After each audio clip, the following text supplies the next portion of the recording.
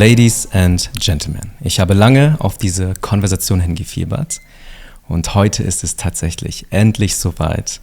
Zum allerersten Mal darf ich mit einer richtigen Mama im Gespräch sein. Ich weiß jetzt schon, das wird grandios. Petra Reger, Fotografin, Künstlerin, Innenarchitektin, Kirchenmitgründerin, Ehefrau und wie gesagt vor allem Mutter von 3 tollen erwachsenen Kindern, ist heute mein Gast und wir sitzen hier bei ihr im Wertvoll Home Studio in Kempten.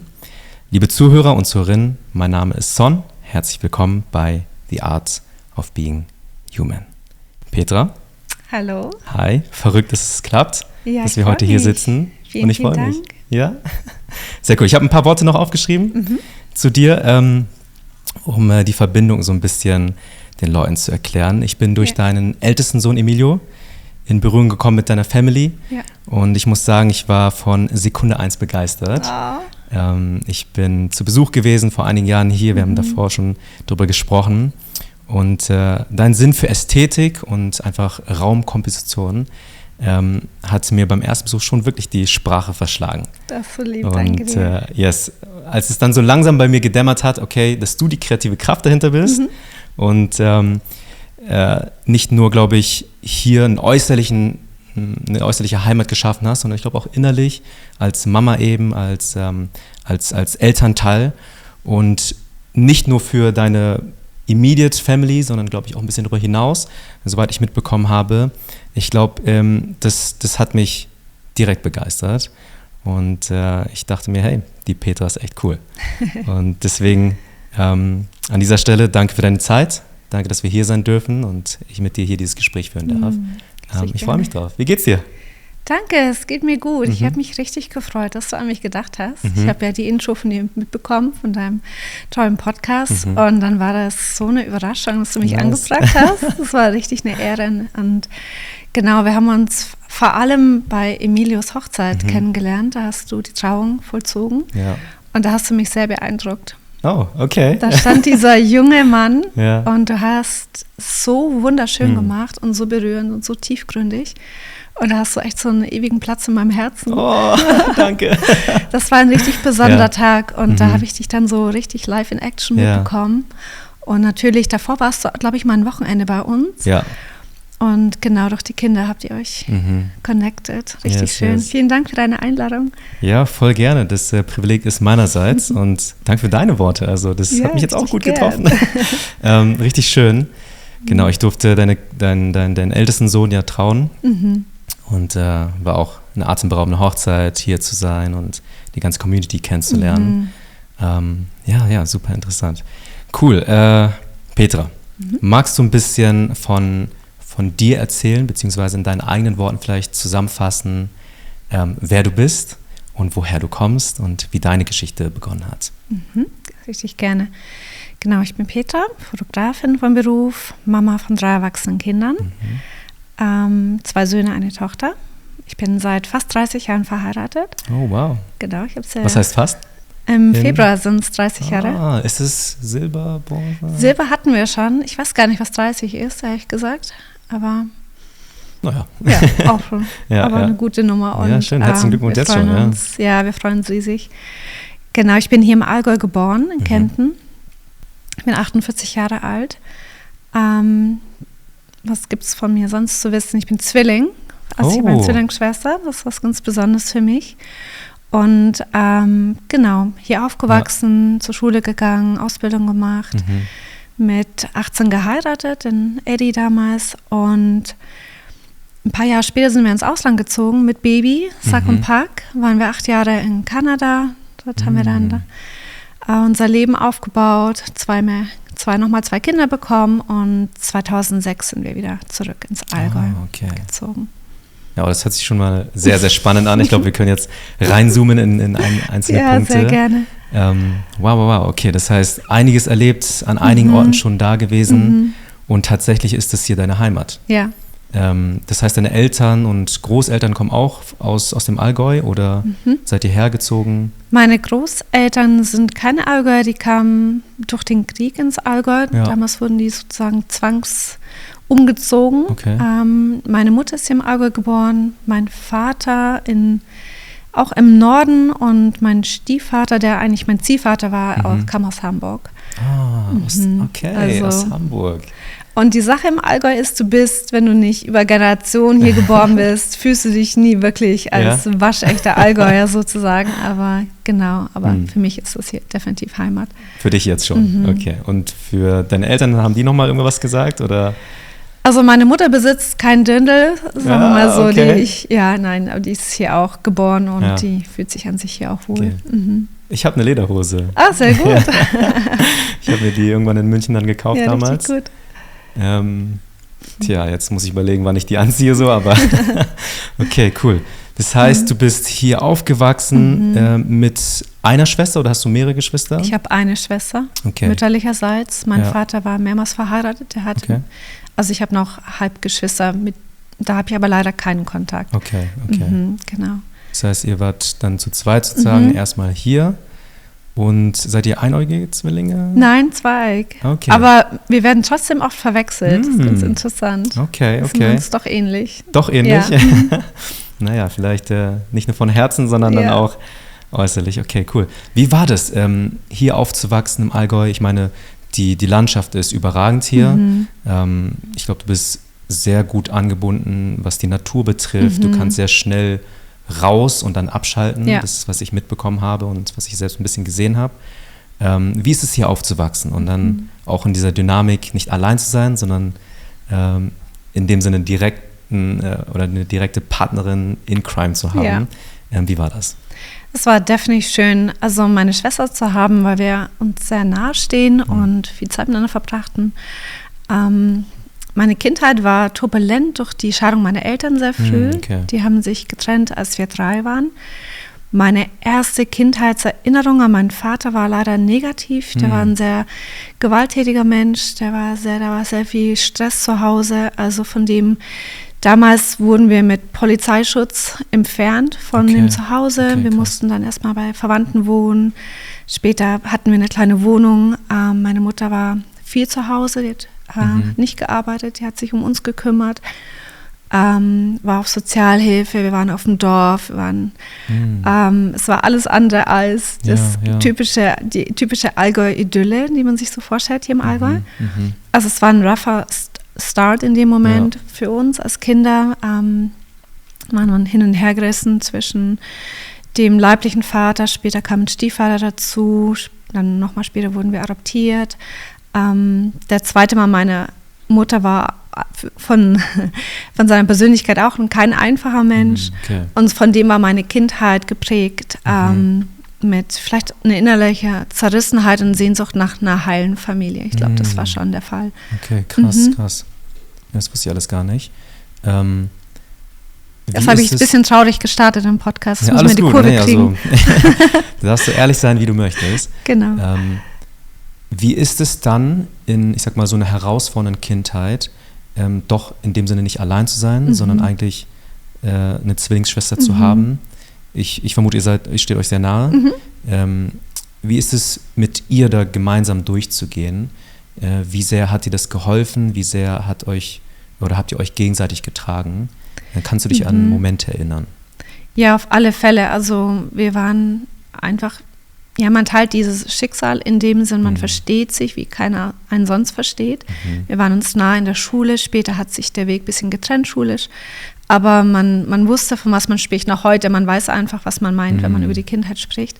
Wir hatten eine sehr liebe Mama, die war streng, war dann später viel in der Arbeit, aber sie war definitiv ein Vorbild für uns beide. Also sie war engagiert und war viel zu Hause. Wir waren nicht die Familie, die in den Sommerferien im Urlaub fuhr. Wir waren zu Hause, unsere Eltern haben dann gearbeitet.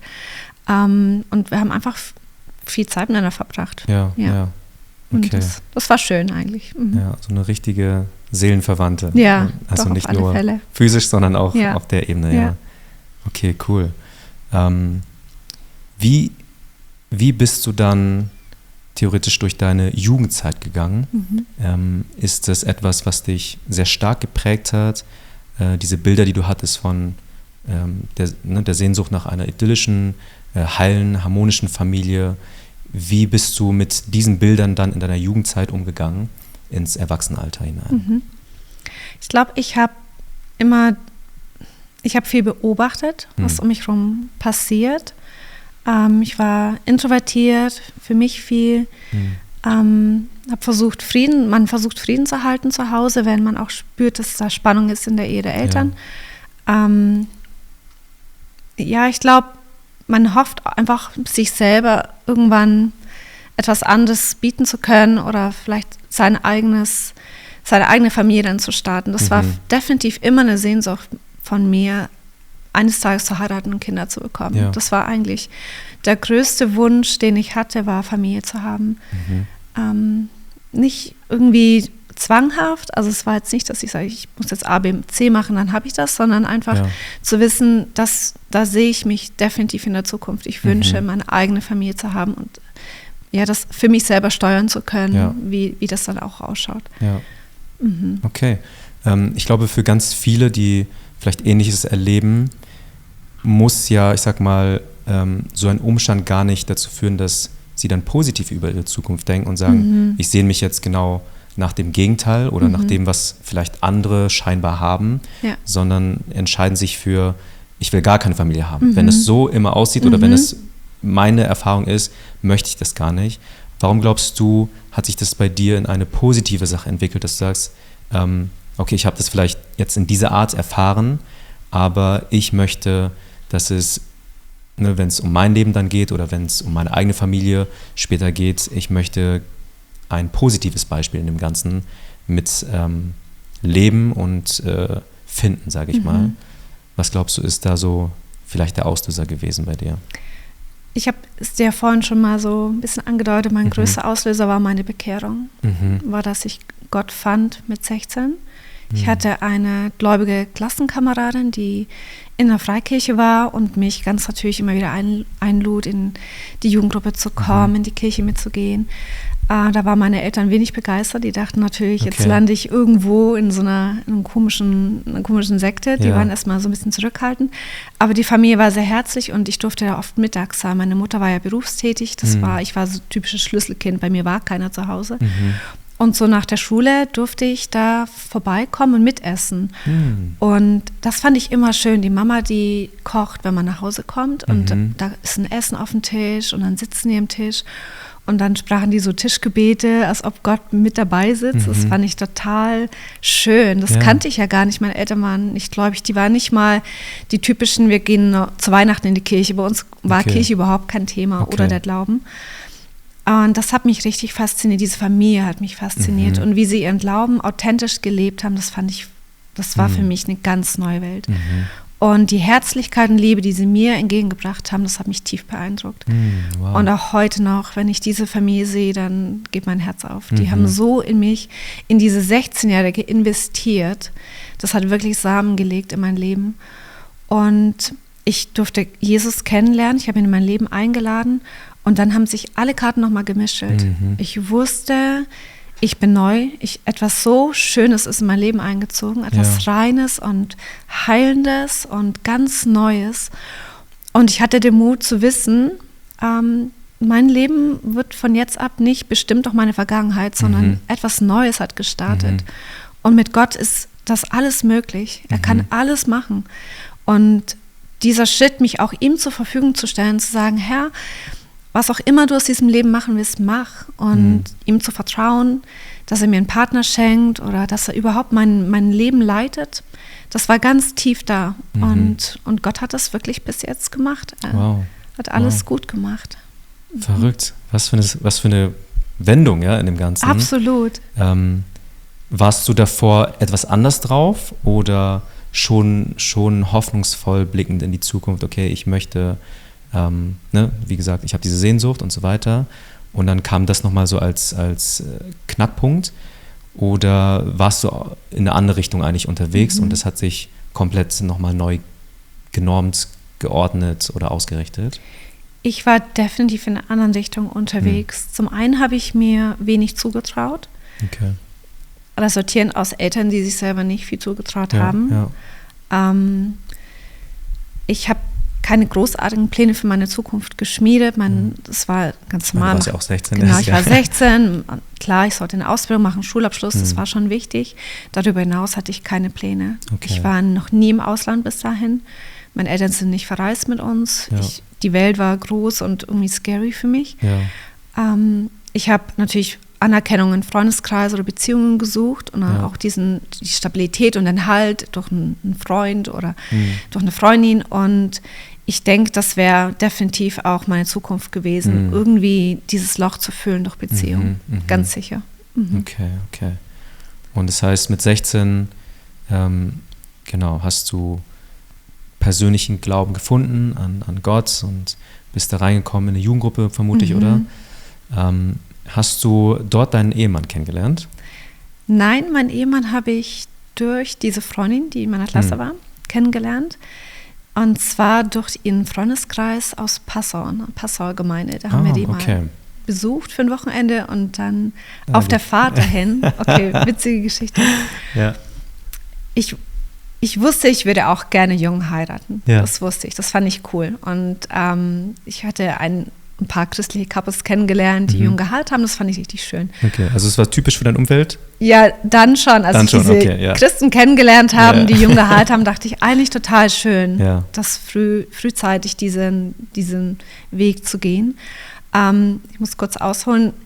Erstmal hat sich meine ganze Welt auf den Kopf gestellt, weil natürlich die bestandenen Freunde fanden mich total komisch seit dem Zeitpunkt meiner Bekehrung. Okay. Bricht erstmal einiges weg. Ja. Und die Schule fand mich komisch. Ich war auf einer Mädchenrealschule, eine katholische Mädchenrealschule. Meine Lehrerin waren Nonnen.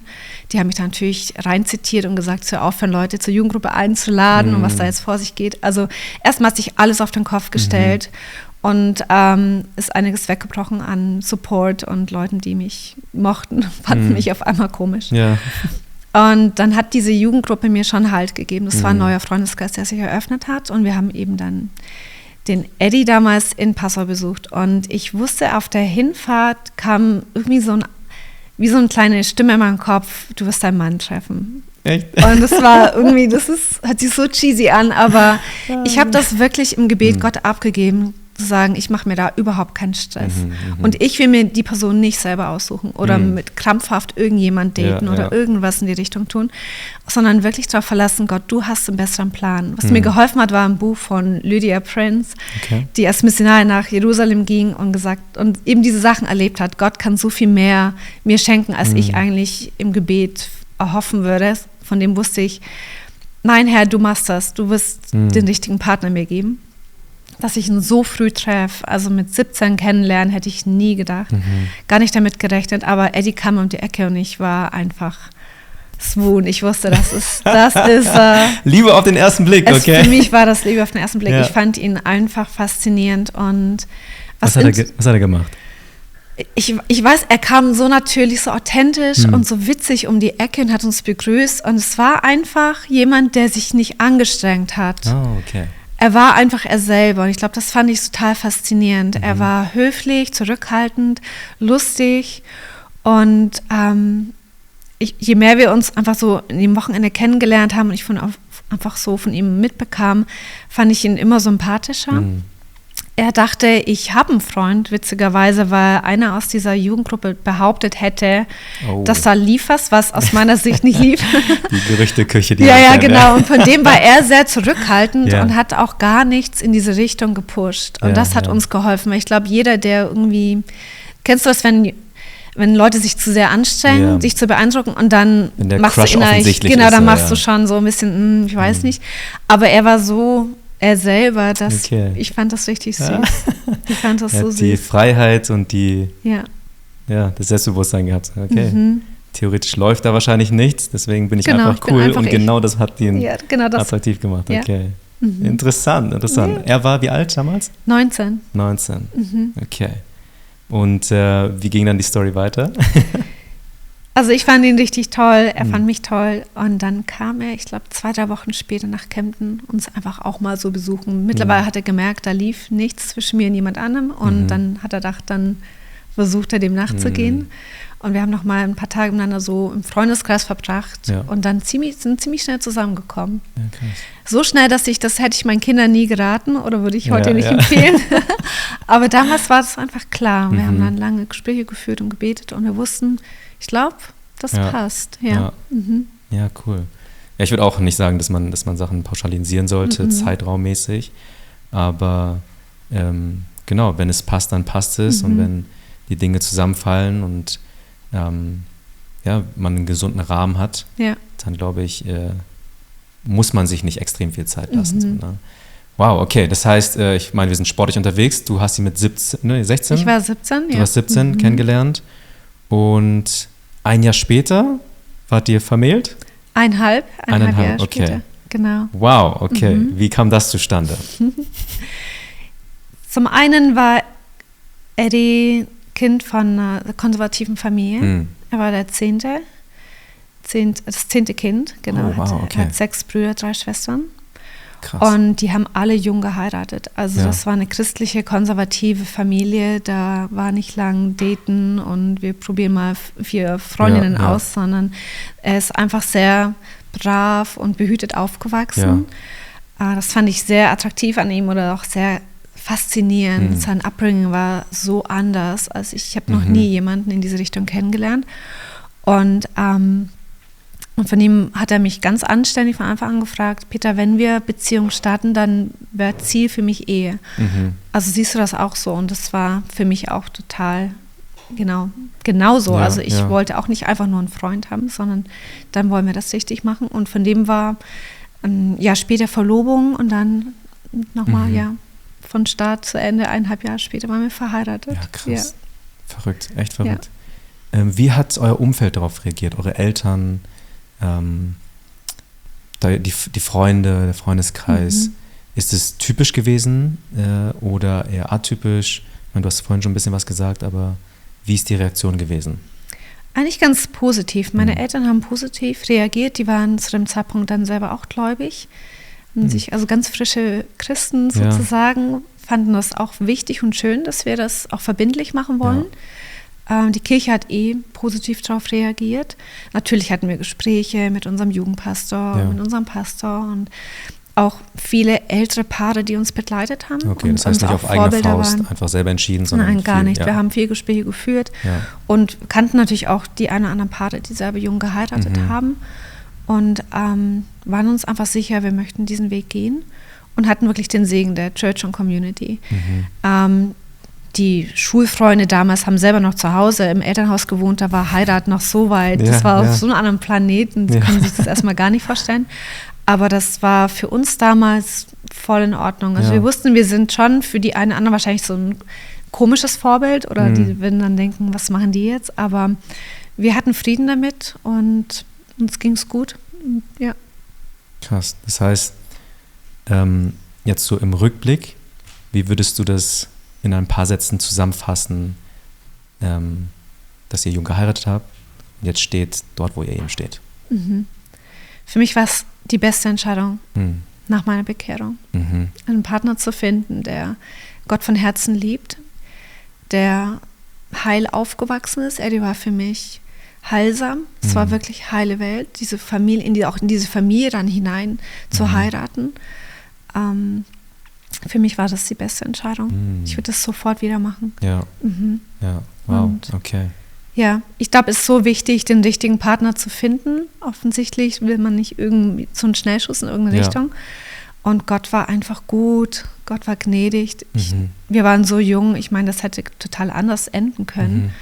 Aber Gott war gut. Und wir durften so jung uns finden und uns ja auch irgendwie formen und zusammen erwachsen werden. Und ja, es hat einfach ganz automatisch geklappt, aber ich muss sagen, Eddie ist auch einer einfach der liebenswertesten Menschen ever und der ist so unkompliziert und es war einfach eine schöne Zeit. Wir hatten fast nichts an Möbel oder Geld, wir waren jung und broke und es war aber irgendwie auch eine entspannte Zeit, Wir haben viel nebenbei gearbeitet, Nebenjobs gemacht, Eddie hat auch Pizza ausgefahren, hat alles probiert, um einfach noch mehr zu verdienen, um die Miete bezahlen zu können. Aber wir haben eine schnucklige kleine Wohnung gehabt und einfach ganz unkompliziert gestartet in dieses Abenteuer-Ehe. Cool. Und war ein fester Teil unserer Jugendarbeit, fester Teil der Gemeinde, das hat geholfen. Also wir hatten eine Verbindlichkeit, wir hatten einen guten Freundeskreis. Und ging uns wirklich gut. Wow, wow. Ja, es hört sich wie ein Traum an gerade so, ja. Ja, schön. Richtig schön zu hören und du hörst dich auch sehr verliebt immer noch an, was, glaube ich, ein Indikator dafür ist, dass am Ende des Tages ihr beständig an dieser Ehe weitergearbeitet habt. Ich bin selber nicht in der Ehe, aber ich durfte viele begleiten, so ein bisschen in der pastoralen Rolle damals. Und genau, das ist ja etwas, was man nicht einmal abhakt, sondern wo man beständig mit investiert und sich hineingibt. Und du hast ja gesagt, 30 Jahre demnächst. Also eine ordentliche, solide Zeit, die vergangen ist oder die man sich aufgebaut hat. So, ne? Sehr, sehr schön zu hören. Okay, in dem Ganzen, irgendwann kommen Kinder. Der Job verändert sich immer wieder, hast du gesagt. Wie landen wir heute hier in deinem Studio, wenn du sozusagen diese Zeit einmal zusammenfassen könntest? Genau. Ich bin mit 22 Mutter geworden. Eddie war 24. Wir hatten den Wunsch, früh Familie zu starten. Wir wussten, wenn wir früh Kinder haben, haben wir nach hinten raus Zeit wieder für uns. Das war uns wichtig. Und wir fanden das einfach immer schön. Also wenn wir Familien kennengelernt haben, die jungen Kinder hatten, fanden wir das schön, das fanden wir vorbildlich. Und wir waren zu dem Zeitpunkt 5 Jahre zusammen und dann dachten wir, das passt. Und mir war es immer wichtig, zu jedem unserer Kinder zu sagen, ihr seid ein Wunschkind. Das war mir wichtig. Also unsere Kinder einfach sagen, wir haben uns das überlegt, wir haben gebetet, ihr wart herzlich erwünscht. Und dann wurde ich mit 22 Mutter. Und das war für mich eine richtig aufregende, schöne Zeit. Ja. Es war einfach richtig, richtig schön. Ich hatte die Energie für das Kind, Energie später für 3 Kinder. Und mit 26 kam das 3. Kind. Also wir haben sehr schnell unsere Familie gegründet. Aber das heißt, der Abstand ist? Einmal 17 Monate zu Luca und dann nochmal 22 Monate. 24 zur Jenna. Okay, ja. Und bei euch geht echt alles schnell. Zack, zack. Ja, ich dachte, ein Aufwasch jetzt. Ja. Wenn wir schon mittendrin stecken, dann schnell jetzt. Wenn schon, denn schon. Die Nächte sind kurz und die Arbeit ist da. Dann. Ja. Und wenn du jung Familie gründest, hast du einfach auch die körperliche Fähigkeiten, das wegzustecken. Dein Körper der weibliche Körper ist designt dafür, junge Kinder zu kriegen. Deswegen war das für mich super damals. Und wir waren im Ausland. Das war natürlich schon eine Herausforderung. Wir waren damals in Kanada. Die Sprache lernen, die Kultur verstehen, das neue Leben aufzubauen. Rückblickend war das schon, wahrscheinlich die größte Hürde war dieser Auslandsaufenthalt, dieses neue Leben dazu zu meistern und gleichzeitig Familie zu gründen. Ja. Also wir sind schnell erwachsen geworden, würde ich rückblickend sagen. Wir mussten schnell erwachsen werden. Es gab keine andere Option. Verantwortung übernehmen. Und ich habe es geliebt. Ich war 11 Jahre dann zu Hause bei den Kindern. Wir haben viel Zeit in die Familie investiert. Und ich glaube, alles, wo du einfach viel Zeit investierst, das erntest du halt 10, 20 Jahre später. Und das wussten wir instinktiv. Wir investieren uns jetzt hinein. Wir haben nicht Wünsche nach dies, das, so groß anderen Verwirklichungen. Wir wollten einfach das gut machen. Wir wollten diese Familie gut führen, gut uns um diese Kinder kümmern und das war unser Hauptfokus. Und aber wie du sagst, auch die Ehe natürlich nicht vergessen. Ja. Also voll der schöne und weise Ansatz, zu sagen, das, was ich gerade da habe, da will ich mit treu sein, da will ich nicht irgendwie ignorant mit umgehen, sondern ich umarme das und lebe die Season, in der ich mich befinde und die Verantwortung, die ich jetzt habe und schwelge schon nicht zu sehr in der Zukunft mit irgendwelchen anderen Idealzuständen, die noch nicht da sind. Ne? Oder die man sich wünscht so. Und deswegen glaube ich, wie du sagst, wirst du am Ende des Tages doch die Frucht davon ernten oder das Resultat sehen. Das wird automatisch kommen. Es ist eine Frage der Zeit und nicht unbedingt, ob es kommt. Und deswegen, richtig gut, richtig gut. Kurz zurück nochmal, wieso seid ihr nach Kanada ausgezogen? Ein Bruder von Eddie hat dort gelebt, der hat in Kanadiern geheiratet und wir haben die 95 Mal besucht einen kurzen Urlaub. 95. Achso. Genau, 1995. Das so, okay, interessant, ja. Lange her. Ja. Wir waren damals 3 Wochen in Kanada, haben die besucht. Und wenn du Eddie kennst, der selber schon in Estland geboren, 7 Jahre in Paraguay und nach Bayern. Stimmt. Eddie ist viel rumgereist, auch mit seiner Familie.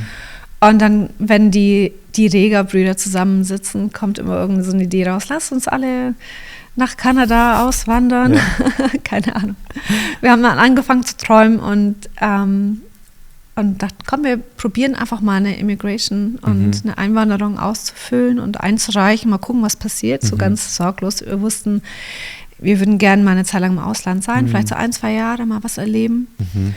Und der Antrag war, glaube ich, 3 Jahre irgendwo verschwunden und nach 3 Jahren haben wir dann die Einladung nach Bonn damals ins Konsulat bekommen. Verrückt. Ich damals schon schwanger und gar nicht mehr damit gerechnet. Und dann hieß, wollt ihr noch gehen? Dann habt ihr 3 Monate. Und dann hatten wir wirklich 3 Monate Zeit, uns zusammenzupacken mit, damals unser erstes Baby war 6 Monate alt, alles abzubrechen und rüber zu gehen. Und das haben wir dann gemacht, weil eine Einwanderung nach Kanada ist wie so ein Lottogewinn. Das kriegst du so selten. Aber irgendwie hat alles gepasst und die fanden uns gut und dann gesagt, das ist für die selber verwunderlich, aber wir haben alle Kriterien erfüllt und wir konnten gehen. Und dann sind aus 1-2 Jahren doch 8 geworden. Krass. Achso, ihr habt theoretisch nur mit 2 Jahren geplant, aber es hat dann geblieben, weil es euch sehr gefallen hat und wahrscheinlich einen Freundeskreis sich aufgebaut hat. Absolut. Eine Base. Genau. Und wieso dann der Rückzug? Ich glaube, wir haben immer gesagt, wir gehen nicht, wenn es anstrengend ist, weil die ersten Jahre waren wirklich anstrengend. Und dann hast du oft dieses Gefühl, ich glaube, ich halte es nicht aus oder ich habe Heimweh oder ich vermisse mein altes Leben. Und ich wollte nicht dieses typische, ich laufe davon weg, sondern sagen, wenn wir wieder gehen, dann, wenn es richtig gut ist. Und nach 8 Jahren war es richtig gut. Wir hatten ein richtig schönes Haus, wir hatten einen Freundeskreis, die Arbeit lief gut. Und dann war nochmal, die Kinder waren mittlerweile in der Schule und dann war es so, wo sehen wir uns, wo geht's hin? Eddie arbeitete für eine internationale Firma, da war eine Möglichkeit, nach Frankreich zu ziehen. Und dann dachten wir, komm, wir gehen noch mal für ein Jahr nach Frankreich. Okay. Wir machen noch mal was anderes und dann schauen wir mal, kommen wir wieder zurück nach Kanada? Ja, nein, mal schauen. Wir waren einfach offen für das, was kommt. Und wir wussten, wenn wir jetzt setteln in Kanada, dann werden die Kinder, das wird schwierig, dann noch mal die Kinder umzuziehen, wieder aus der Schule zu reißen in eine neue Kultur. Also sie waren eigentlich im richtigen Alter, dass wir uns überlegen mussten, bleiben wir hier oder ziehen wir sie noch mal um? Ja. Und meine Mutter war damals dann allein, sie hat sich getrennt von meinem Vater. Mein Vater ist dann an Krebs gestorben und es war auch noch mal so ein bisschen was eröffnet, wo ich dachte, wie sehr braucht die Mama mich jetzt, wie sehr braucht die Familie mich. Und Frankreich war damals so ein sicherer Abstand zum Allgäu, weil ich dachte, ins Allgäu ganz sicher nicht mehr. Also nie wieder ins Allgäu. Never say never, gell? Und dann sind wir erstmal nach Straßburg gezogen. Das waren so 3 Stunden von hier, so der Abstand war ganz gut für mich und haben ab und zu die Familie besucht. Und dann hat irgendwie der Weg doch wieder ins Allgäu zurückgeführt. Also es war interessant. Ja. Die Kinder waren auch in Kanada auf einer französischen Schule, also die sprachen besser Französisch als Deutsch. Von dem war Frankreich für sie an sich idealer. Aber die konnten dann ganz schnell auch wieder hier andocken und ankommen. Ja, Kinder sind zu vielem fähig, glaube ich, im jungen Alter, sich anzupassen und sehr aufsaugend oder fähig zu sein, so in dem Ganzen. Ne? Ja, interessant. Also ihr seid ja echt eine abenteuerlustige Familie, wenn ich das so beschreiben darf. Woher kommt es, dass ihr mit einer gewissen, ich sag mal, Weltoffenheit ins Leben oder das Leben lebt und mit dieser Sichtweise auch eure Zukunft oder eure Vergangenheit und auch Gegenwart und Zukunft gestaltet habt und tut? Woher kommt das? Ich glaube, zum einen sind wir nicht kompliziert. Das hilft. Wir überdenken Sachen nicht bis ins letzte Detail. Ja.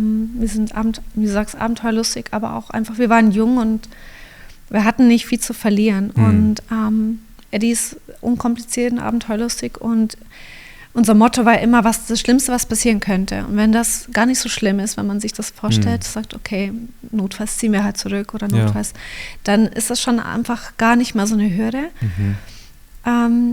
Und Gott vertrauen. Gott ist ja mit uns und er ist der gute Hirte, der uns führt. Und von dem haben wir immer gebetet und gehört. Und wenn wir keinen Frieden hatten, haben wir es nicht gemacht.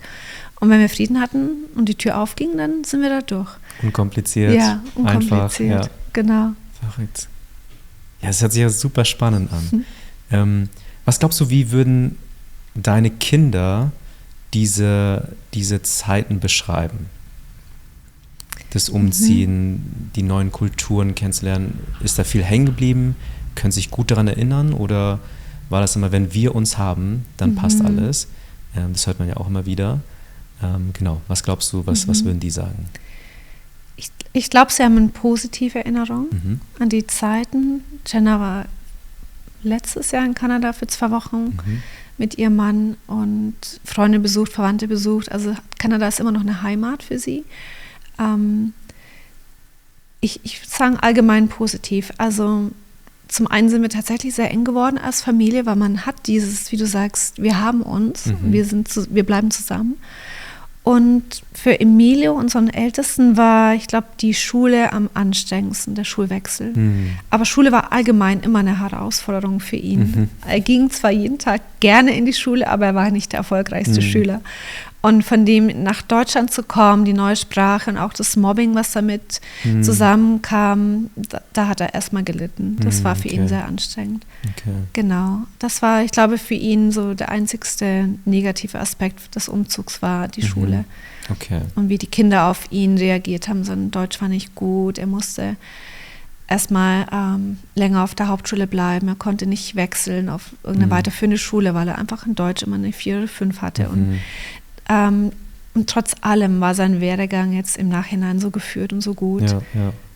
Es ist alles gut gekommen. Ja, der ist ja auch gerade am Weltbummeln. Ja, genau, der ist gerade in Australien.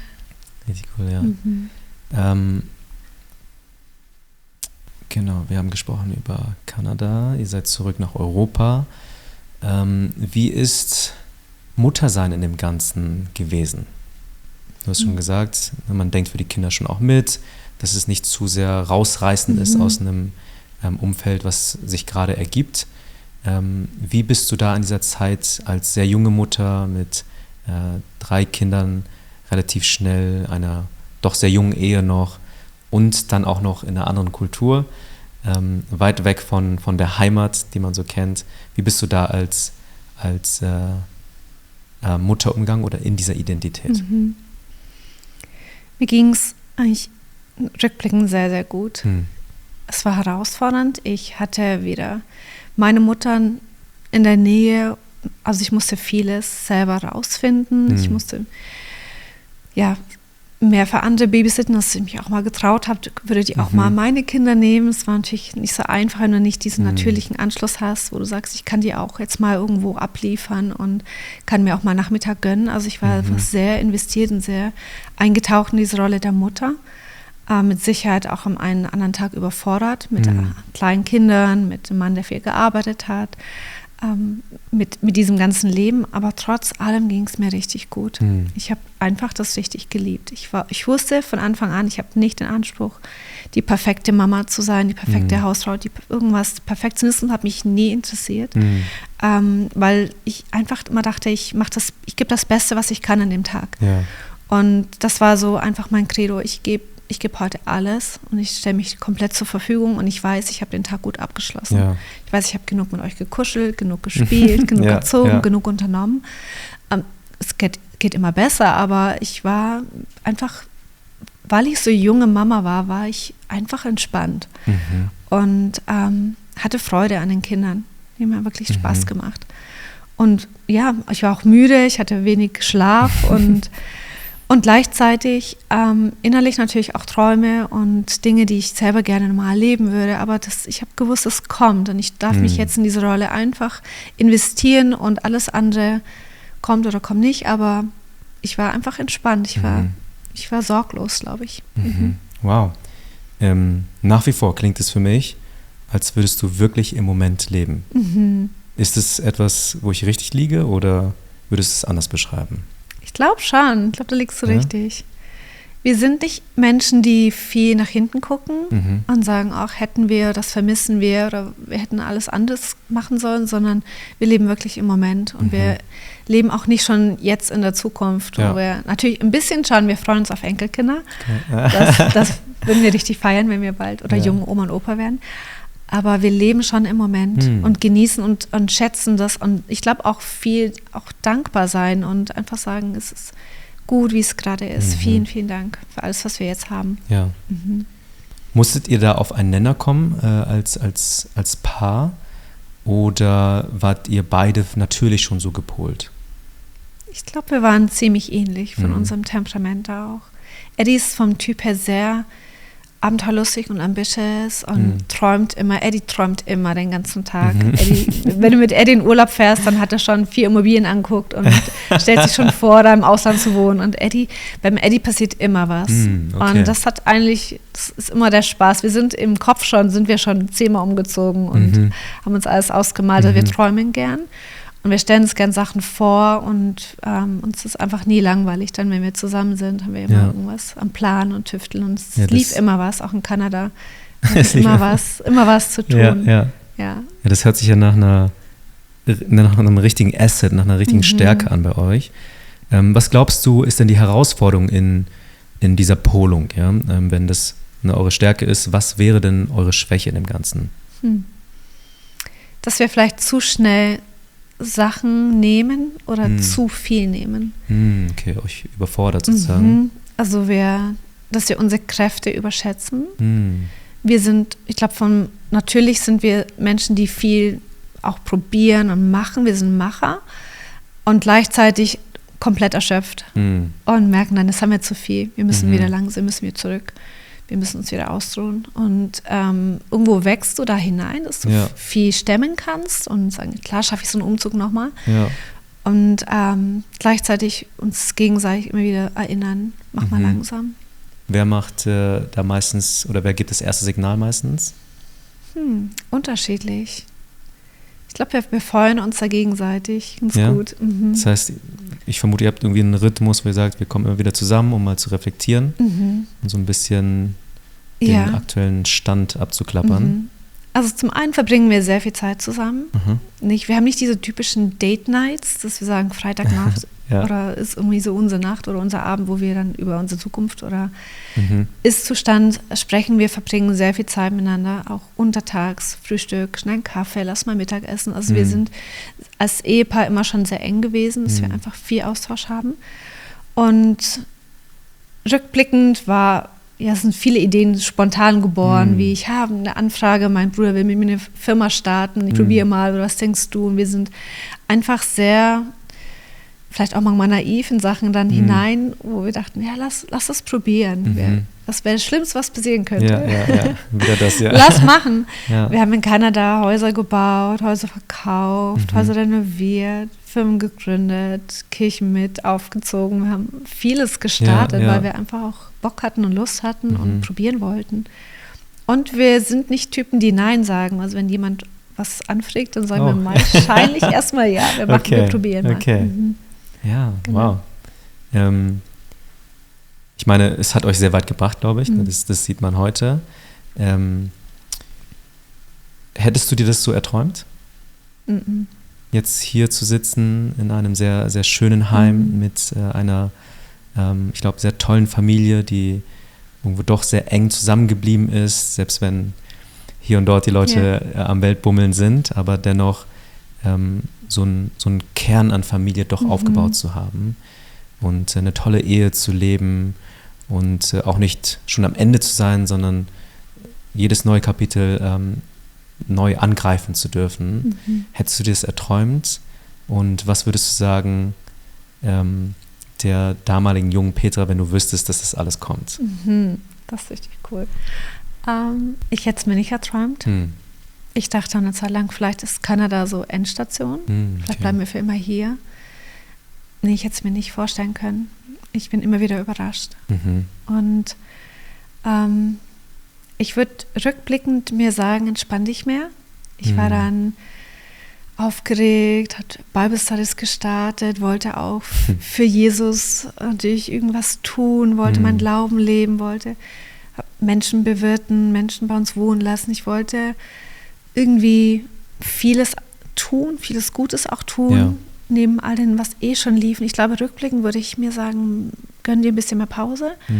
Und du hast Zeit. Für alles, wie du vorhin gesagt hast, gibt es eine Season. Und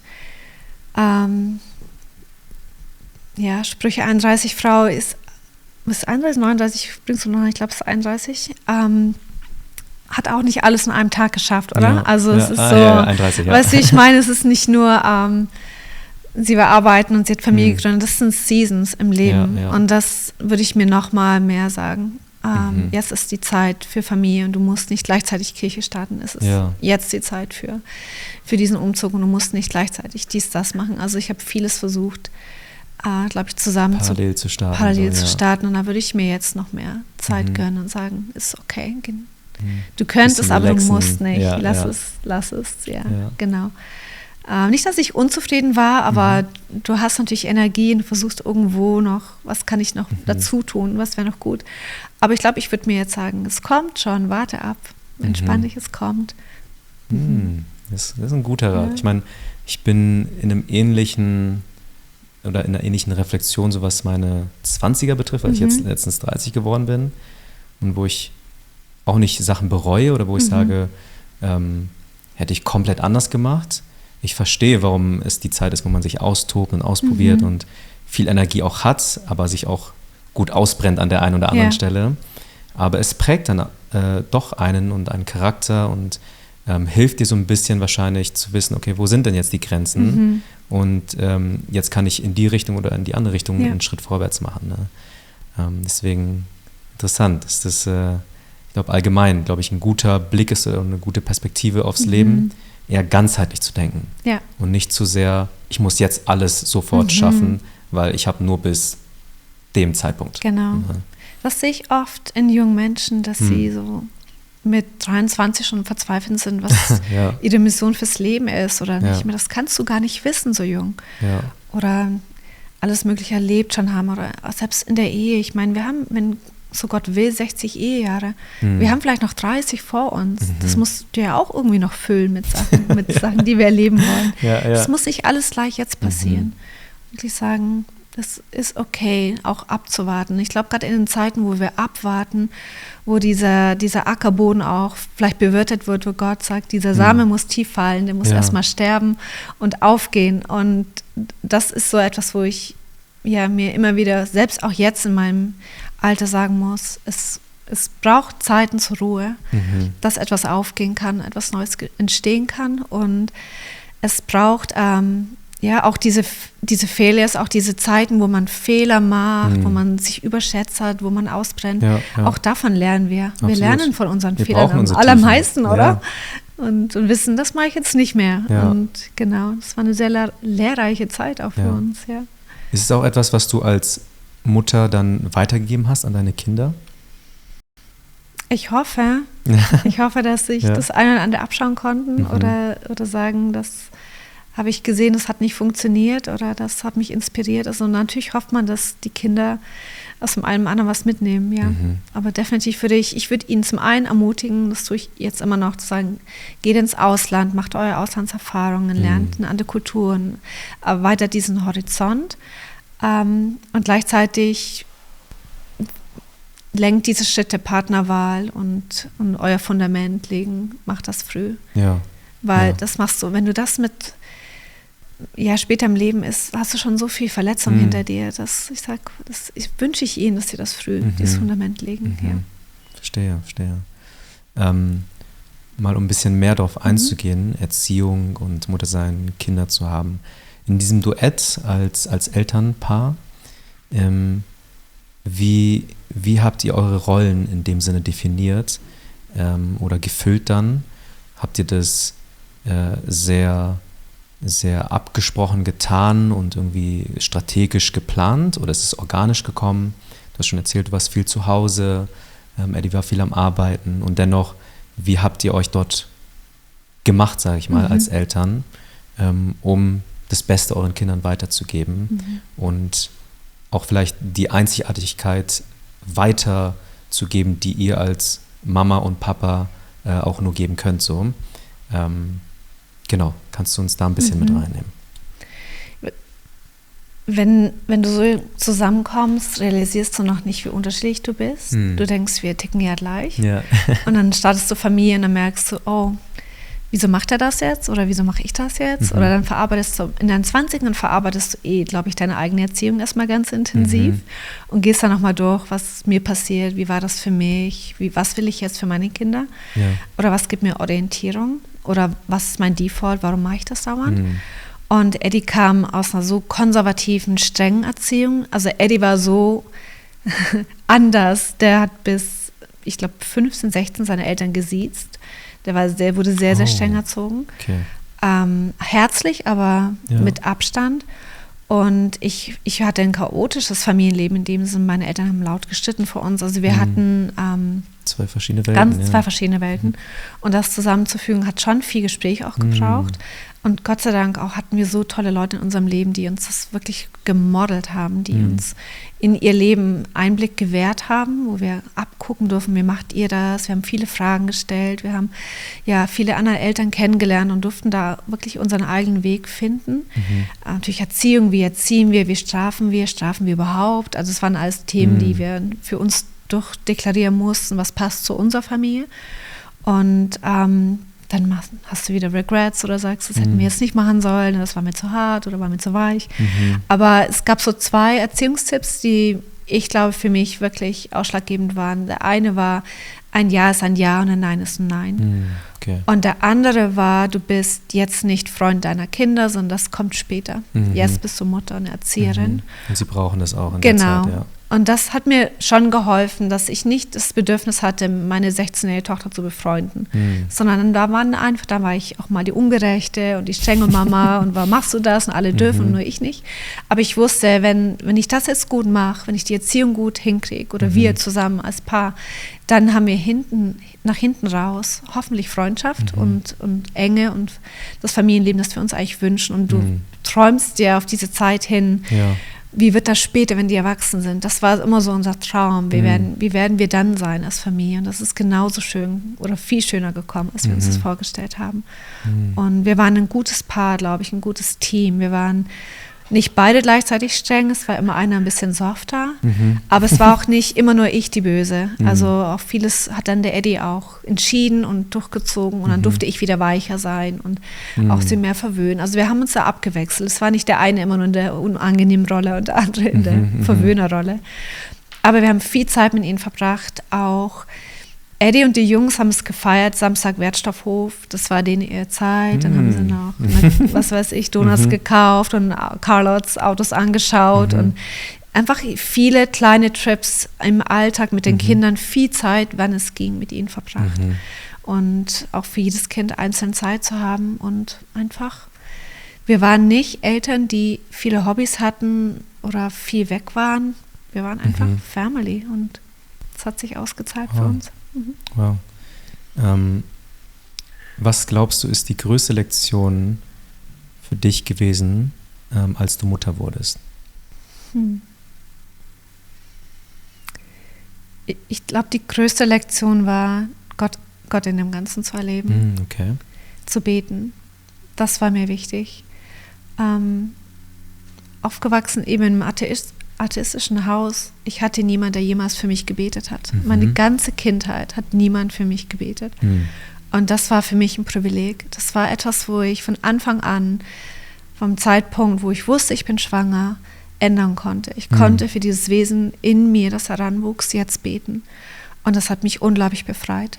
Zu wissen, es liegt nicht an meinem Können, wie dieses Leben verläuft. Es liegt in Gottes Hand. Ja. Und ich darf ihm das jetzt geben. Und ich habe viel für meine Kinder gebetet und ich habe von Anfang an für meine Schwiegerkinder gebetet. Parallel, weil ich immer denke, meine Kinder haben heute den ersten Tag in der Schule. Wer weiß, vielleicht hat meine Schwiegertochter heute auch den ersten Tag in der Schule. Ich durfte viel beten und ich hatte die Zeit zum Gebet und ich hatte eine Kirche, die mich da angeleitet hat und das encouraged hat. Und von dem, der größte Unterschied, die größte Hoffnung war für mich Gebet. Zu wissen, heute war kein guter Tag, aber morgen kann besser sein. Oder Herr, was ich falsch mache, das kannst du wieder gut machen. Ja. Also sie in Gottes Hand zu legen, war eine Riesenentlastung, ist heute noch. Ja. Wenn ich nicht beten könnte, ich weiß nicht, wie Menschen Familie leben ohne Gebet. Ich könnte es mir nicht vorstellen, es wäre zu groß, eine Last für mich, das zu tragen. Stimmt, ja. Also es hört sich ja an, als wäre das eine Art Perspektivöffnung, würde ich beschreiben, dass man plötzlich sich nicht nur um sich selbst dreht und das, was man tun kann, sondern merkt, ich darf wiederum etwas umarmen, ich darf etwas nurturen, ich darf etwas in Verantwortung tun und gleichzeitig gibt es aber Grenzen. Gleichzeitig komme ich nur bis zu diesem Punkt und anstatt jetzt in Angstzustände zu verfallen oder krampfhaft zu versuchen, die Kontrolle zu behalten, lerne ich abzugeben und doch loszulassen, was mir teuer und lieb ist. Absolut. Das hört sich wirklich sehr, sehr interessant an. Glaubst du oder würdest du das als die eine Charakteristik beschreiben in der Natur einer Mutter? Oder was sind so die Top 2 Punkte? Das Gebet als Charakteristik? Dieses Sorgen? Genau, das Sorgen, sich positiv um jemanden zu sorgen oder in Fürbitte wahrscheinlich sogar sich um jemanden zu sorgen. Ja. Ich glaube, wir sind so angelegt. Wir sind so angelegt, diese Last nicht allein zu tragen. Wir sind so angelegt, für unsere Kinder das Beste zu wünschen. Und ich denke auch, Mütter, die vielleicht Gott noch gar nicht kennen, haben diese Gedanken, diese Wünsche und wissen vielleicht nicht, wohin sie richten können oder wissen nicht, wohin mit ihren Ängsten. Aber sobald du Mutter oder Vater bist, kommt eine unglaubliche Wucht von Gefühlen und Emotionen auf dich zu. Und die können dich entweder überrollen oder du schaffst es, Gott abzugeben. Und zu wissen, ich bin jetzt für eine gewisse Zeit eingesetzt in diesem Leben, in diese Rolle. Ich habe diese Verantwortung für diese Menschen und ich darf sie gleichzeitig Gott zurückgeben. Sie sind nicht mein Eigentum. Das hat mir auch geholfen, nicht in diese Falle zu verfallen, die gehören mir und zu manipulieren, sondern das ist eine kostbare Leihgabe und ich tue mein Bestes. Ich gebe sie Gott zurück in dem Moment. Also als wir bei jeder Geburt, als unsere Kinder geboren wurden, habe nicht ich das Baby zuerst bekommen, sondern Eddie nahm das Baby und hat für es gebetet und hat für unsere Kinder gebetet. Und es war mir immer wichtig zu sagen, wir wollen sie erstmal segnen und wir wollen sie Gott zurückgeben, bevor ich es nehme und irgendwie in die Versuchung komme zu sagen, das ist jetzt meins. Das ist nicht meins, es ist wirklich ein Geschenk Gottes. Und ich lasse sie los und das hilft mir, nicht zu klammern, keine diese Affenliebe zu entwickeln, zu sagen, euer Leben muss jetzt mir gefallen, sondern zu sagen, euer Leben ist noch nie mein Leben gewesen. Ich habe euch begleiten dürfen. Ich habe euch nie besitzt. Ich habe euch, ihr wart nicht mein Besitz. Ja, ihr wart nicht mein Besitztum. Und das hat mir eine unglaubliche Last abgenommen. Auch zu wissen, dass Gott es maximal in dem Leben meiner Kinder investiert. Ich muss das nicht alles regeln, weißt du, es gibt die Gefahr, dass du als Eltern versuchst, alles in die Wege zu leiten, mit dem Lehrer so zu sprechen, die richtigen Schulen, das. Und dann kannst du dich richtig aufreiben, das kann dich verrückt machen. Oder du kapitulierst von Anfang an und denkst, ich kann das eh nicht, ich mache das nicht gut genug. Aber ich hatte ja diesen Herrn, der bei mir durch dick und dünn geht. Und ich wusste, Gott ist mehr investiert und liebt diese Kinder mehr als ich. Und deswegen durfte ich im Gebet es immer wieder ihm geben und diese Leichtigkeit zurückbekommen. Auch Tage, wo nicht gut liefen, zu sagen, es tut mir leid. Und ich kann die Vergebung annehmen, die Gott mir auch zuspricht als Mutter. Und die Freude ganz neu empfinden, dass ich sie begleiten darf, aber eines Tages gehen sie ihre eigenen Wege. Ja. Wow, ja, das hört sich, wie gesagt, an, als wäre das etwas, wo ein Zuspruch da ist, unabhängig von einem selbst und seiner eigenen Leistung. Ja. Dieser Zuspruch beflügelt aber und nicht, nimmt dir nicht etwas weg. Und man darf dann mit Kraft, mit Hoffnung, mit Motivation, glaube ich, da hineingehen und sagen, okay, ich gebe jetzt mein Bestes, weil ich weiß, es ist nicht von mir abhängig und ist auch gut so, aber ich darf meinen Beitrag leisten. Ja. Absolut. Wow. Ja, ich glaube, hier werden ganz, ganz weise Dinge gedroppt, so für die Erziehung und Muttersein und Elternsein. Richtig schön zu hören. Wir haben genau über deine Family gesprochen. Wie bist du denn jetzt mehr in dieses, ich sag mal, selbstständige, Kreative gekommen? Du hast davor schon gesagt, ihr habt in Kanada sehr viel zusammen versucht, gemacht und auch wirklich ausgeführt so. Ist es schon seit Anfang an da gewesen, immer wieder mal, ich sag mal, nebenbei was zu machen, so gut es ging mit den Verantwortungen, die da waren im Leben? Oder hat sich das erst sehr spät entwickelt bei dir? Rückblickend würde ich sagen, war es von Anfang an da.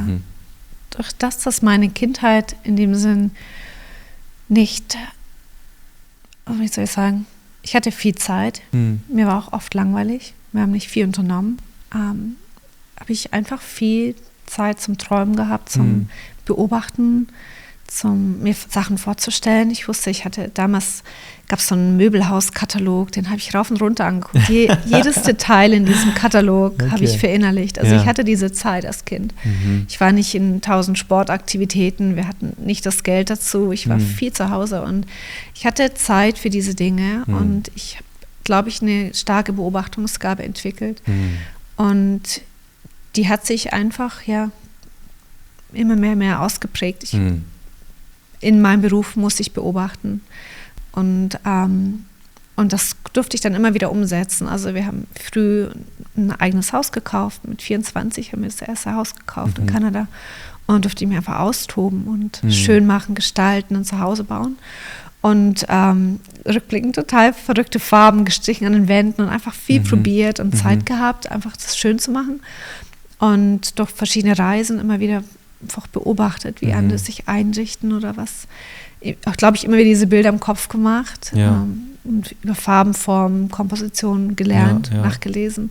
Ja, einfach die Ruhe auch gehabt, es zu kultivieren und das auch wachsen zu lassen in mir. Und dann irgendwann durfte das auch in dem Sinn geboren werden, wo die Kinder selbstständiger wurden, habe ich Zeit gehabt, das für mich umzusetzen und das zum Beruf zu machen. Ja, krass. Ja, also wie schon anfangs erwähnt, das ist jetzt nicht zusammengeschustert, glaube ich, hier und auch nicht nur hier, sondern alles, glaube ich, was du tust, sondern es ist irgendwo die Summe von dem, was du erlebt hast, was du aufgenommen hast, beobachtet hast und jetzt sieht es umso stimmiger aus, ne? umso nachhallender, wenn man so möchte und faszinierend, nach wie vor faszinierend für mich. In dem Ganzen, wie hast du dann oder willst du ein bisschen mehr eingehen auf vielleicht Projekte? Gab es Punkte in deinem Leben, wo du sagst, okay, jetzt starte ich durch, kauf mir eine Kamera zum Beispiel oder ich fange an, das lukrativ zu gestalten, dass es nicht nur für mich persönlich ist, dass es meine Heimat ist, sondern dass ich an Renting denke und so weiter und so fort. Wie ist dieser Prozess gewesen bei dir? Ich glaube, ungeplant. Ich hatte keinen Grand Plan, irgendwie so einen 5-Punkte-Plan und so wird das ungefähr sein in 10 Jahren. Also ich habe einfach Stück für Stück angefangen, mich da hinein zu arbeiten, hinein zu träumen, hinein zu investieren und Gott sei Dank Leute gehabt, die das ermutigt haben, gesehen haben, gesagt haben, Peter, jetzt mach das mal beruflich oder verlang mal was dafür oder meld mal ein Gewerbe an. Also ich glaube, aus meinem natürlichen, vielleicht auch aus meiner Kindheit her, hatte ich nicht dieses Selbstbewusstsein zu sagen, ich werde jetzt mal Fotografin oder ich werde dies, das, sondern das war für mich fast unerreichbar. Das haben alle anderen geschafft, nur ich habe das für mich gar nicht so kommen sehen. Und Gott sei Dank habe ich diese Person gehabt, die gesagt haben, ich sehe da was, du kannst das, mach das mal. Und so ganz langsam einfach angefangen für mich. Wenn ich Geld verdient habe ich mir eine Kamera gekauft, ein bisschen mehr habe ich mir ein Objektiv dazu gekauft, also es ist gewachsen. Ich wusste, ich werde dafür nicht unglaublich Schulden machen, sondern wenn es da ist, wenn der Verdienst da ist, dann investiere ich in mein Equipment, in mein Zuhause und durfte das natürlich auch ganz unkompliziert und ohne Druck kultivieren, weil Eddie ja berufstätig war und weil wir ein sicheres Einkommen hatten. Also es hing jetzt nicht an mir, noch irgendwas dazu zu verdienen oder zu sagen, ich muss das jetzt ganz schnell irgendwie aufziehen. Also es hätte auch überhaupt nicht so enden müssen.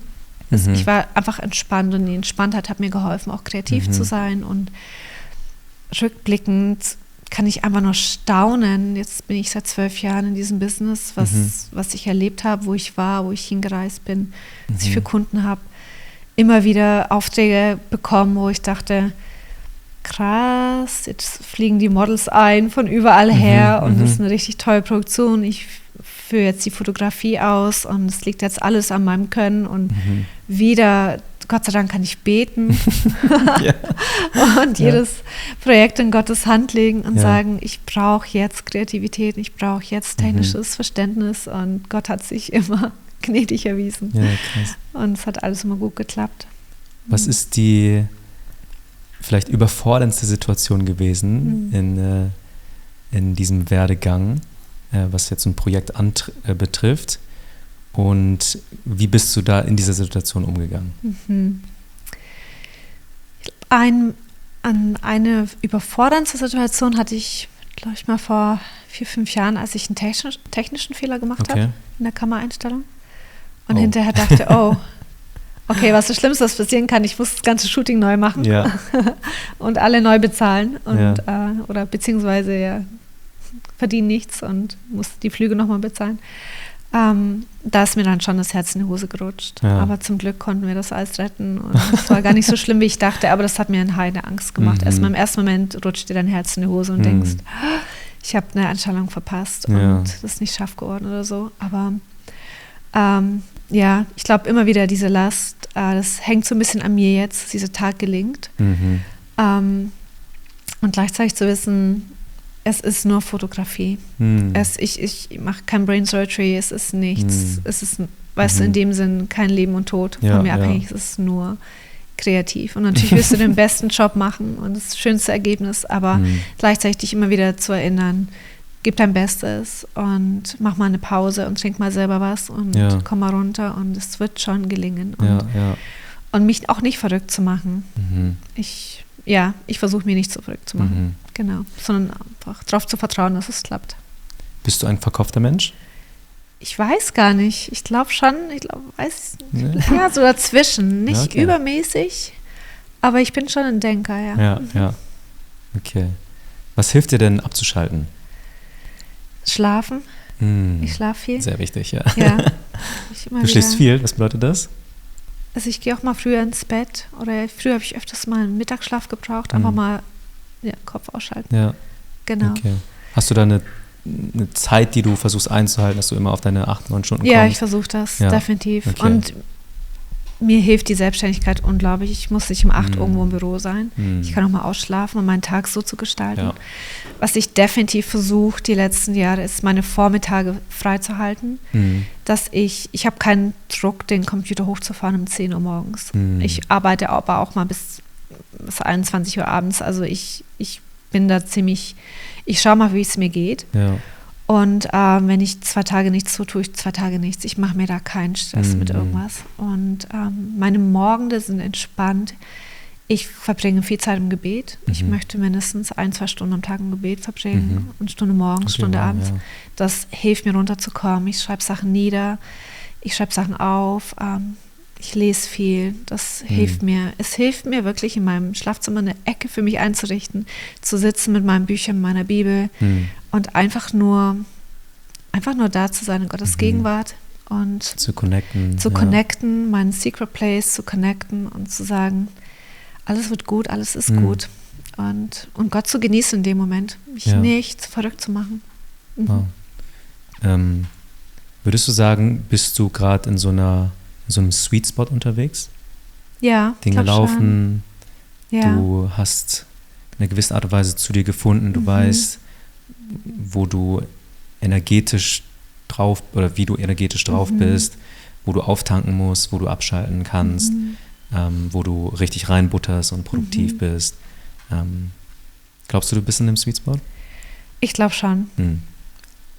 Aber ich denke immer, dass ich in den besten Jahren meines Lebens bin. Das denke ich jedes Jahr. Ich glaube schon, weil ich einfach so viel Grund zur Dankbarkeit habe. Und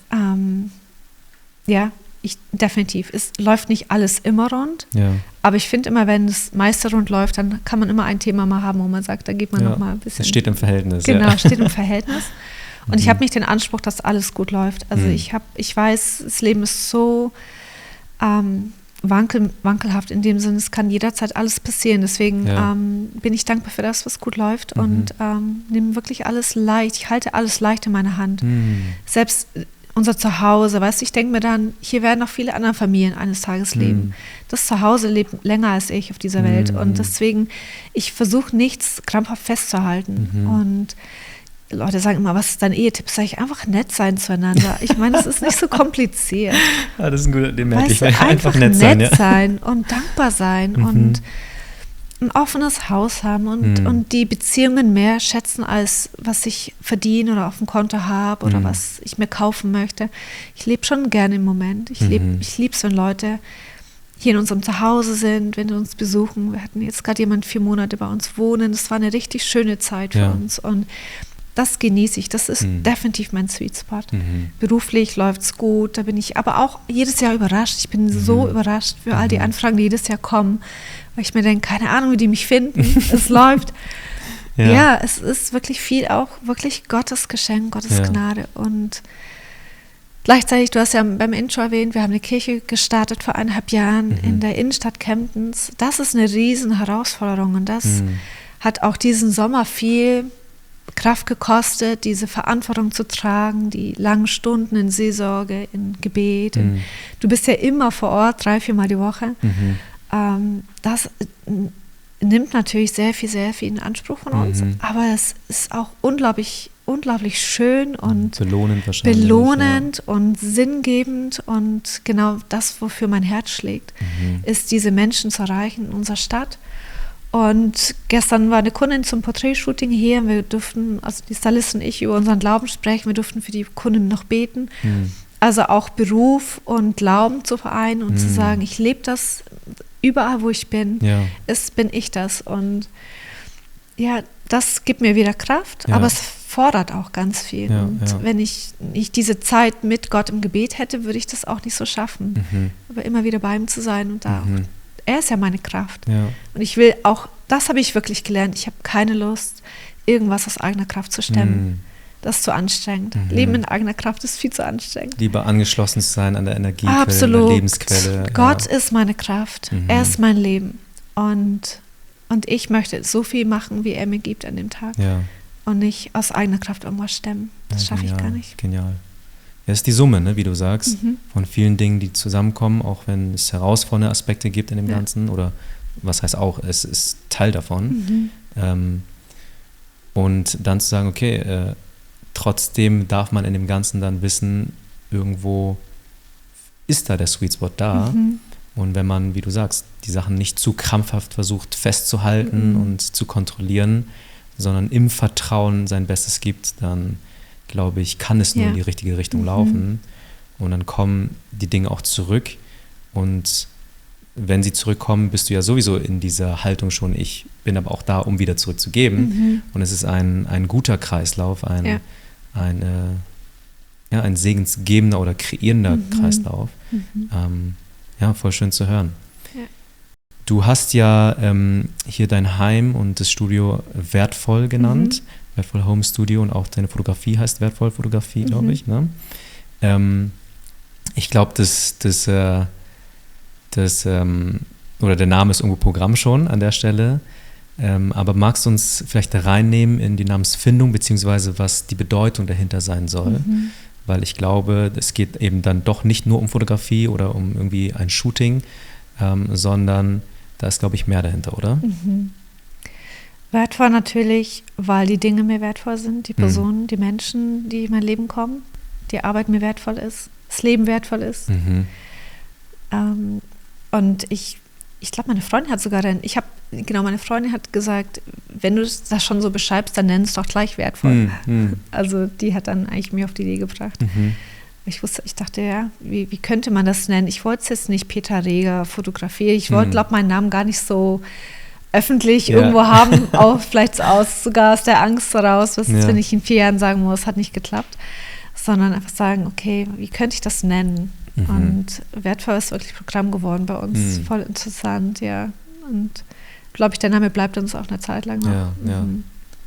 Ja, mega. Was würdest du denn sagen, ist die Mission deines Lebens? Mal das mit einbezogen als Aspekt, das, was du tust, Mehrwert zu kreieren, etwas Wertvolles zu schaffen oder zu schätzen, dankbar zu sein, dein Werdegang als Privatperson, als Mutter, als Ehefrau, als Schwester, mit deinen Überzeugungen, mit deinem Glauben, Punkt. All das jetzt zusammengefasst in dieser Frage, was glaubst du, ist deine Mission, beziehungsweise dein Platz in dieser Welt, in dieser Gesellschaft, in deinem Umfeld?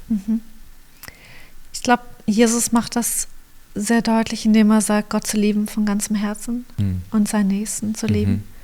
Das wäre, wenn ich das schaffe, dann habe ich es geschafft. Das ist, Gott zu lieben, von ganzem Herzen, mit meiner ganzen Kraft, mit allem, was ich habe, ihn zu meiner Priorität zu machen, ihn zu meinem Fokus zu machen.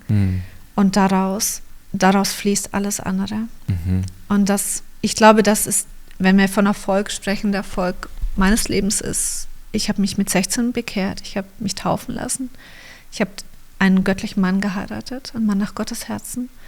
Und ich habe diese Bausteine schon früh gelegt, dieses Fundament, auf dem ich bauen konnte. Du kannst nur einen 2., 3. Stock auf einem Haus bauen, wenn das Fundament stimmt. Und Gott zu lieben ist das Fundament meines Lebens. Und mein ganzes Herz ihm zu schenken und mein ganzes Leben ihm zur Verfügung zu stellen. Und dem Evangelium, diese gute Nachricht in diese Welt zu bringen, zu sagen, Gott liebt uns zurück oder hat uns zuerst geliebt. Und das ist die Botschaft meines Lebens. Das möchte ich nicht zwanghaft jeden Tag irgendwie versuchen rauszubringen, aber wie ich kann, wann ich kann, wie Gott es in meinen Alltag integriert, möchte ich Menschen lieben, wie er sie liebt und möchte von ihm erzählen, was mir passiert ist. Ich glaube, das Schlimmste, was uns Deutschen passiert, ist zu denken, dass Glaube Privatsache ist. Und das ist so in unseren Köpfen, Glaube ist Privatsache. Aber das Evangelium ist nicht Privatsache. Das Evangelium gehört geteilt und ich möchte das Evangelium teilen. Jesus ist für mich gestorben. Ich muss meine Sünde nicht selber tragen. Ich muss gar nichts tragen. Mein Leben ist leicht, weil er mein Leben trägt. Und diese Hoffnung in diese Ewigkeit mitzunehmen, dass ich werde in aller Ewigkeit bei ihm sein und meine Familie auch. Das war natürlich mein Herzenswunsch, dass meine Kinder ihn kennenlernen. Und Gott sei Dank folgen alle unsere Kinder Jesus und sind ein fester Bestandteil auch von Kirchen und stehen fest im Glauben. Das ist für mich die größte Freude. Und das möchte ich, das ist mein Lebensfokus. Ich habe keine anderen Träume für mein Leben. Ich habe keinen Plan B. Ich habe keine Zukunftsvisionen, Wünsche. Ich will nichts Besonderes mehr kaufen, gönnen. Ich brauche keine fetten Urlaube. Ich will Gott lieben und ich will mich überraschen lassen, wo mein Leben noch hinführt, weil er hat so viel bessere Pläne als ich. Ich hätte mir das Leben hier nicht ausmalen können. Das ist seine Vision. Das ist nicht, was ich mir erarbeitet habe, weil ich so schlau war, sondern ich habe einfach gesagt, hier bin ich, füll dieses Gefäß, mach mit mir, was du willst und ich bin zufrieden, was kommt und Gott überrascht mich Jahr für Jahr. Ich hätte niemals gedacht, wir würden eine Kirche gründen. Das habe ich nie für mich, ich dachte, ich bin kein Kirchengründer. Gott hatte andere Pläne und wer weiß, was noch kommt. Ich bin offen für alles, solange er mit mir ist. Ich habe in meiner letzten Predigt in der pastoralen Stelle, die ich hatte, sehr Ähnliches auch gesagt und mit eingebaut. Und unter anderem ist es auch, ich sag mal, die Grundlage dieses Podcastes. Ne, die Kunst, Mensch zu sein, beginnt eben doch damit, sich nicht auf sich selbst zu konzentrieren, sondern auf denjenigen, der Autor des Lebens ist. Absolut. Ne? Der ganz genau weiß, wie das Leben funktioniert. Absolut. Und der nicht in der Schublade denkt und sagt, ja, das ist jetzt hier eine religiöse Sache und die machen wir jetzt auf die Schublade oder diese Box, sondern eine ganzheitliche Perspektive hat, eine ganzheitliche Vision für das Leben und auch das Zusammenspiel von Gesellschaft, Welt, Kultur, Punkt. Und in dem Ganzen, wenn wir es schaffen, unseren Blick von uns selbst abzuwenden und von unseren Problemen und unseren Sorgen und anfangen, wie du sagst, anders beschrieben, Gott zu lieben oder ihn aufzusuchen, sich auf ihn zu konzentrieren, dann wirst du automatisch dich selbst finden. Dann wirst du automatisch hineingeführt in den Sweet Spot und merkst dann, irgendwie in der Retroperspektive oder dann in einem dankbaren Moment, irgendwie läuft alles sehr, sehr gut und ich bin dankbar und ich darf einen Traum gerade leben und nicht nur von etwas träumen, weil es scheinbar doch nicht von mir alles abhängt, weil nicht ich alles oder alle Fäden in der Hand haben muss. Und ich glaube, das ist etwas, was wir alle entdecken dürfen und was nicht nur bestimmten Leuten gegeben ist oder für die vorbereitet ist. Und deswegen glaube ich, es ist eine sehr, sehr spannende Reise für jeden Einzelnen zu sagen, was ist, wenn wir anfangen, ganz neu das Leben zu überdenken, indem wir Menschsein erlauben und Menschsein auszuleben, beginnt damit eben denjenigen zu finden wahrscheinlich, der das Menschsein erfunden hat. Ja. Und deswegen glaube ich, ist sehr, sehr gut von dir zusammengefasst worden und beschrieben. Ja. Von dir auch. Danke. Richtig gut, preach it. Preach it. Yes. Ja. Diese Leichtigkeit, dieses leichte Joch, Jesus sagt, mein Joch ist leicht. Und das möchte ich erleben. Ich muss nicht diese ganze Last der Welt tragen. Ja. Ich muss das nicht komplizierter machen. Und wir sprechen von wertvoll, weißt du, wir von diesen Werten, aber wir vergessen, wer ist denn der Wertegeber? Den vergessen wir so oft, wo kommt denn das alles her? Und ich habe ihn so in so vielen Dingen in meinem Leben erlebt, wenn wir für kranke Kinder gebetet haben, wenn wir für unsere Ehe gebetet haben, wenn wir für Weisheit gebetet haben. Gott ist so erfahrbar und das würde ich nie wieder eintauschen. Und ich weiß, ich bin viel zu fehlerhaft, um das selber ich kriege dieses Leben nicht hin, ich kriege diese Ehe nicht hin alleine, ich kriege diese Erziehung nicht hin, ich kriege gar nichts hin. Ohne ihn kann ich gar nichts und ich bin gerne abhängig von Gott und weiß, er hält mein Leben in der Hand, er liebt mich und wie du sagst, es ist nicht nur, weil er mich irgendwie besonders rausgepickt hat, sondern das hat er für jeden von uns. Und es liegt an uns, ihm zu lassen. Er sagt, wer mich sucht, der wird mich finden. Und das habe ich gemacht. Ich habe ihn mit 16 gesucht. Und rückblickend bin ich so froh, dass Leute mich angesprochen haben, weil ich habe das später auf den Kirchen mitbekommen. Also in der Jugendgruppe hieß dann, ja, die sind meine Schulkameraden, dann erzähle ich nichts, die sind doch zu cool, die brauchen Jesus nicht. Ich bin so dankbar, dass jemand mich angesprochen hat. Ich war das typische Mädchen, das heute keiner mehr anspricht, wo vielleicht alle dachten, der geht's ja gut. Und ich bin so froh und ich habe selbst als ich mich auf diesen Podcast vorbereitet habe, dann dachte ich, vielleicht hört ein Mädchen zu, wie ich damals, die das jetzt hören muss, dass Gott sie liebt und dass es ein Leben gibt außerhalb diesem typischen Leben, was man so denkt, das passiert mir jetzt oder das ist jetzt für mich vorprogrammiert. Und die diese Sehnsucht spüren, diesen Ruf spüren. Und ich wünsche mir, diese 16-jährigen Mädchen frühzeitig zu erwischen, zu sagen, komm da raus aus dieser Beziehung, aus dieser Falle, das Beziehung, toller Körper, die und jene Essstörung, weißt du, diese Sachen, wo man so typisch reinfällt, weil man dieses Loch füllen muss, das ja da ist. Und man merkt, es wird nicht gefüllt. Egal, was ich mir kaufe, das Loch geht nicht weg. Egal, welche Beziehung ich habe, ich fühle mich immer noch leer. Und nur Gott kann das füllen. Und wenn wir Gott finden, das war wirklich der größte Schatz in meinem Leben. Ich habe ihn frühzeitig finden dürfen. Und er ist der mir Ruhe gibt, Frieden gibt, Perspektive gibt. Er füllt dieses Loch in mir aus. Nicht mein Mann, nicht meine Kinder. Er tut es. Und das die Grundlage halt. Ist meine Grundlage. Er ist mein Alles. Ja. Und ich bin so gespannt. Ist Bonus. Ja, der Rest ist wirklich Bonus. Und weißt du, ich habe nichts verdient. Und das ist mir so bewusst. Ich habe nichts verdient. Und dieser Anspruch, dass es mir gut gehen muss, den habe ich nicht. Was haben wir denn verdient? Wir haben einen Platz in der Hölle verdient. Das ist alles, was wir verdient haben. Wir sind nicht gut genug für irgendwas anderes. Und alles andere ist doch Bonus. Alles, was man schenkt, jeden Tag, ist Bonus. Deswegen dürfen wir alles dankbar aus seiner Hand nehmen. Absolut, absolut. Genial zu hören, ey. Ich überlege gerade. Kunst, Mensch zu sein. Ja. Was hast du denn anfänglich gedacht, als der Podcast gestartet? Also jetzt nicht die Folge, sondern allgemein, als du es mitbekommen hast. Was waren deine Gedanken, wenn ich fragen darf? Gab es Gedanken? Ich war neugierig, erstmal wie es dir geht, was für dich Neues gerade startet. Ich habe mich gefreut. Ich dachte, das passt zu dir. Und ich fand das sehr schön, die Idee, dass du ganz unterschiedliche Personen da mit hineinnimmst und einfach dieses große Bild malst und nicht zwanghaft sagst, das wird nur in diese Richtung gehen oder in diese Richtung. Ich fand es interessant, dass du als ehemaliger Pastor einen Podcast machst und habe natürlich gehofft, dass du, ich kenne dein Feuer, deswegen ich dachte, ich bin gespannt, wie es dir dann geht. Und ich glaube, dass Gott dich da ganz besonders, was ganz Besonderes führen wird. Und dir eine Reichweite geben wird und dir auch ganz interessante neue Begegnungen schenken möchte. Ja, ich bin gespannt. Danke. Ich bin auch sehr gespannt. Ja, wir sind ganz am Anfang noch. Ja. Sehr gut, genau. Sehr cool. Art of Being Human ist total schön, weil es wirklich ein Kunstwerk ist. Wir sind ein Kunstwerk. Und es ist eine spannende Reise und wir können voneinander lernen. Und ich liebe von anderen zu hören und ich liebe Biografien zu lesen, weil vieles können wir vermeiden, weil wir schon von anderen lernen, oder? Voll. Und absolut. Ja. Wir müssen nicht die gleichen, wir können, wir dürfen, aber wir müssen nicht. Wir dürfen uns ermutigen. Ja. Ich glaube, das wünsche ich dir für den Podcast, dass du eine Ermutigung bist in der Welt, die so one-track-minded ist, immer nur mehr und mehr Erfolg und mehr dies, das. Aber ich glaube, dass du ein Ermutiger bist und dass du diese Sachen auch rauskitzelst, was jemand anderes davontragen kann und sagt, das ermutigt mich.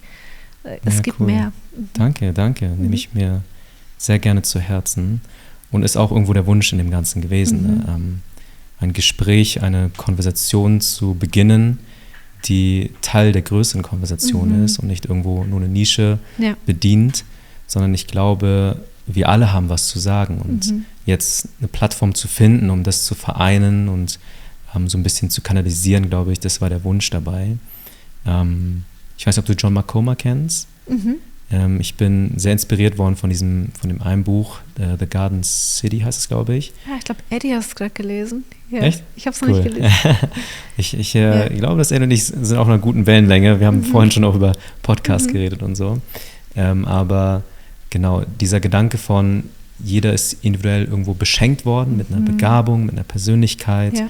Und das dient aber nicht nur dieser einen Person, sondern dieses eben Zurückgeben, dieses gemeinsam jetzt eine Welt zu schaffen, die Gott uns gegeben hat, die wir kultivieren dürfen, die wir bebauen dürfen sozusagen, das in einer Art und Weise zu tun, die Wert wiederum kreiert. Ich glaube, die Bibel spricht in dieser Sprache von Königreich des Himmels zu schaffen, Himmel auf Erden zu bringen, ist nichts anderes als, glaube ich, die beste Version unserer selbst irgendwo anzustreben, und die in dem anderen herauszukitzeln, das Potenzial überall um uns herum zu entfalten, weil wir, glaube ich, mit Raw Material beschenkt worden sind und jetzt anfangen dürfen, eben das in diesem Sinne zu bearbeiten und etwas zu schaffen, was Heimat plötzlich wird, was ein Safe Place kreiert, was einen Rahmen schafft für Frucht, für Multiplikation, für noch mehr Dinge, die dann dadurch entstehen. Und ich glaube, das war so ein bisschen eben der ganze Wunsch dabei und aus dem Grund dann die verschiedensten Leute, um einfach in alle Richtungen vorzupreschen, eine positive Stimme zu sein in dem Ganzen. Ne? Und die Kunst, Mensch zu sein, für uns alle neu und gemeinsam zu entdecken. Ja, richtig schön. Ja, cool. Hast du eine Abschlussfrage für mich? Eine Abschlussfrage für dich. Wie geht's dir mit Jesus? Oh, wie geht's mir mit Jesus? In meinem Glauben bin ich nach wie vor in einer spannenden Phase, weil ich Pastor gewesen bin. Und in all dem natürlich, wenn man sich das vornimmt, zu sagen, hey, man will es nicht aufgrund nur der Rolle tun, eine Beziehung zu pflegen und so weiter, das trotzdem irgendwo mitschwingt. Ne? Man ist ja Mensch, man kann es am Ende des Tages nicht ganz davon loslösen. Und ich bin jetzt seit 8 Monaten nicht mehr Pastor oder nicht mehr in dieser Kirche Pastor. Und fällt mir immer noch nicht so einfach, um ehrlich zu sein. Ne? Ich versuche immer noch meinen Rhythmus zu finden, weil ich nicht zurück in diesen typischen, ich sag mal, doch auch leistungsgetriebenen Rhythmus zu kommen und nicht nur leistungsgetrieben, sondern auch ich musste nicht, aber es war sehr naheliegend, aus jedem persönlichen Erlebnis ein öffentliches Erlebnis zu machen. Das mitzuteilen, Erkenntnisse, Offenbarungen. Ja. Und das hat natürlich seine Berechtigung irgendwo, weil das ist ja deine Rolle oder dein Job oder auch Sweet Spot an einer gewissen Stelle. Und gleichzeitig ist es jetzt aber nicht der Fall mehr. Und jetzt einen gesunden Umgang damit zu finden, das ist nach wie vor meine Reise. Ja. Das glaube ich dir. Deswegen, ich würde sagen, wir sind gut, aber ich suche gerade eine neue Art von Kommunikation für diese Season, in der ich mich befinde. Ja. Ja, man kann so viel geben als Pastor. Man gibt und gibt und gibt. Und man muss sehr, sehr, sehr auf sich achten, glaube ich. Das ist wirklich, das wünsche ich dir. Dass du Gott nochmal so ganz neu, dass er dein Herz nochmal so ganz neu erobert.